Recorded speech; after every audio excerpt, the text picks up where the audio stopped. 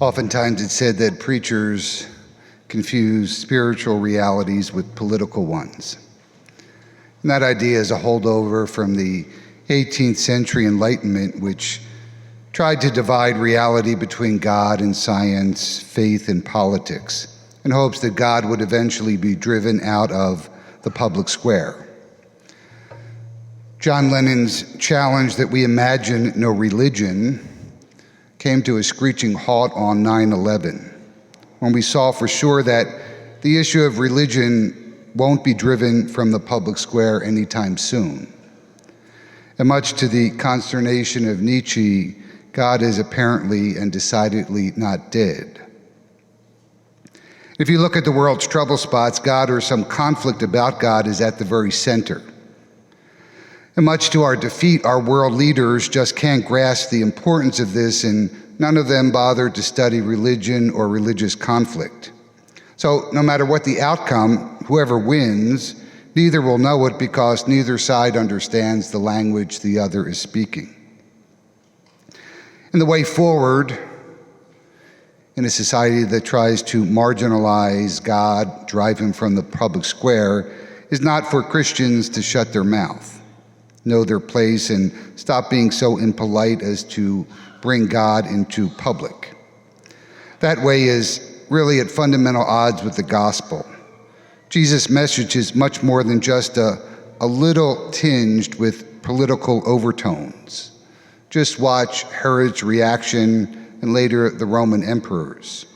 Talk about a kingdom, and a kingdom where dead people rise, was and is often very threatening to the powers that be.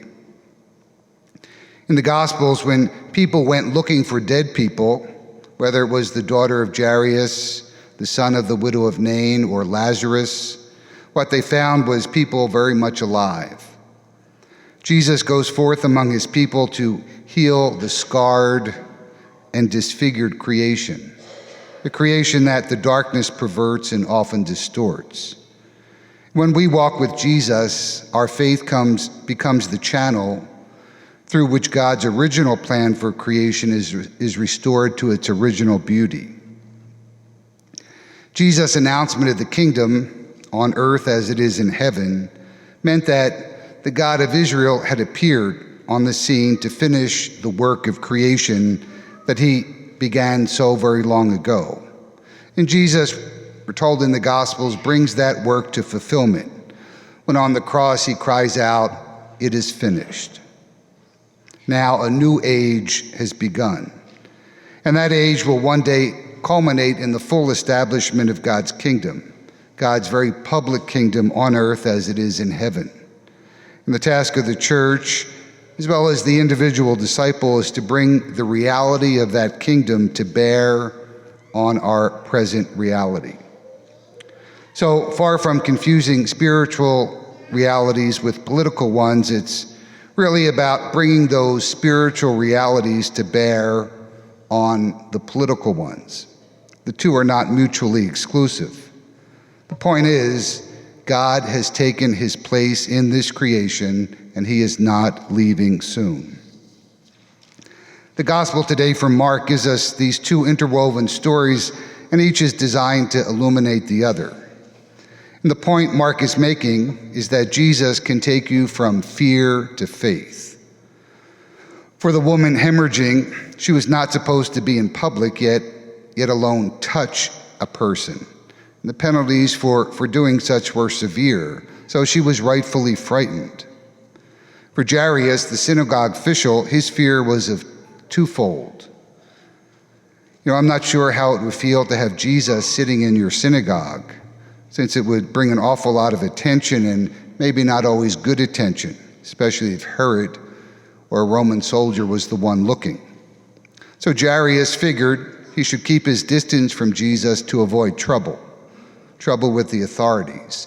But now his daughter is dying, so all bets are off.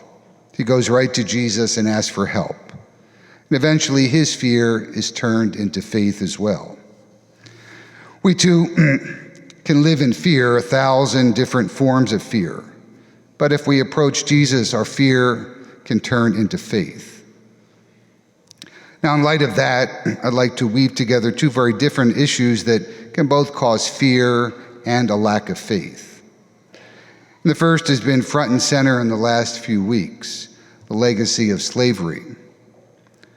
True, the Civil War ended 150 years ago, and we've come a long way of ridding ourselves of racism. Still, we in the U.S. can't shake off its legacy. And maybe here's why.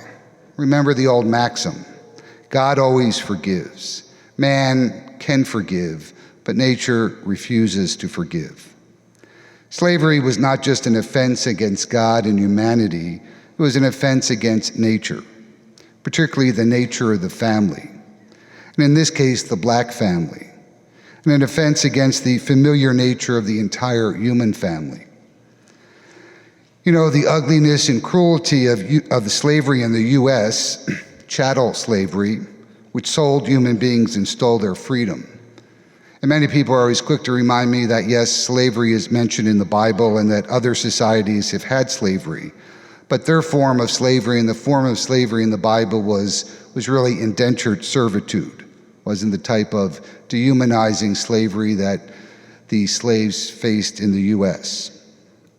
And one of the weapons of the slave traders and owners was to keep families apart, particularly to remove the father from the family. And that lasting legacy of destroying natural human relationships continues to this day.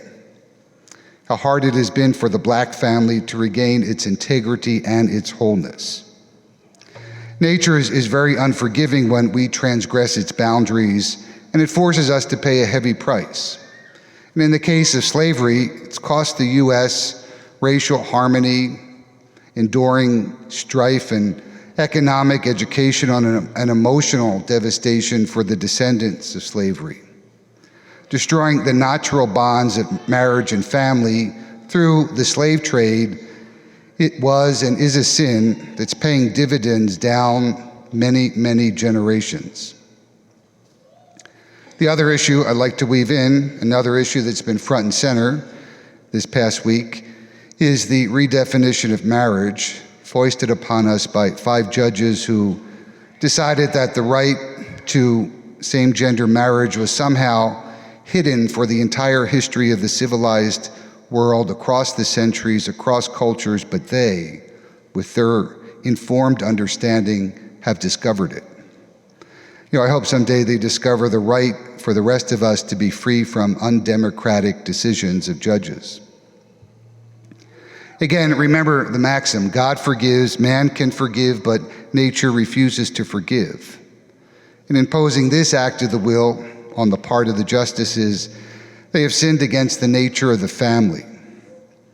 You know, it wasn't accidental or by reason of chance or bigotry or irrationality that every civilization in history until a few years ago saw marriage as only and exclusively in terms of opposite-sex couples. It was just a given in the natural order. Despite the court's insistence that marriage is all about love and only love, procreation, I think, does have something to do with it. And please understand, I'm not equating the two issues of slavery and the redefinition of marriage. They are very, very different for many, many reasons. I'm weaving them together because they're both examples of human actions that violate human nature. Nature's not been so forgiving to us in regards to our legacy of slavery. Sure, we forgive, we strive to make things right, but as we witnessed last week, the ugliness of racial hatred, racial superiority still does much damage. What damage the redefinition of marriage will do is yet to be seen. But you have to remember that after the Civil War, all was not well. It would take another 100 years to get to the dismantling of the Jim Crow laws and pass the Civil Rights Act. But one thing we know for sure is that nature, when you violate it, is rather vengeful. Back to what I was saying about the kingdom. You know, our task of bringing it to bear on the reality of this world, that's our job. When you look back at figures like Reverend Dr. Martin Luther King Jr. or the abolitionists who ran the Underground Railroad. They were Christians who were bringing to bear on the reality of their world, which was the reality of slavery and racism, the power and the authority of Jesus in the Bible. Way back in the 1940s, Archbishop Joseph Rummel, who was the Archbishop of New Orleans, began the desegregation of the Archdiocese of New Orleans, including the seminary, the parishes, and his schools. Needless to say, the opposition was fierce, and the Archbishop was told again and again and again to stop mixing spiritual realities with political ones. And at one point, the Archbishop excommunicated a judge who was calling for Catholics to withhold donations to the Archdiocese and to boycott church on Sunday, till the Archbishop stopped insisting on mixing the races. Today, there are a lot of people calling for Catholics and other Christians to withhold donations from the church until it gets on board with the redefinition of marriage, or to boycott Christian-owned businesses, as if it is the U.S. Supreme Court that determines our morality. One more point.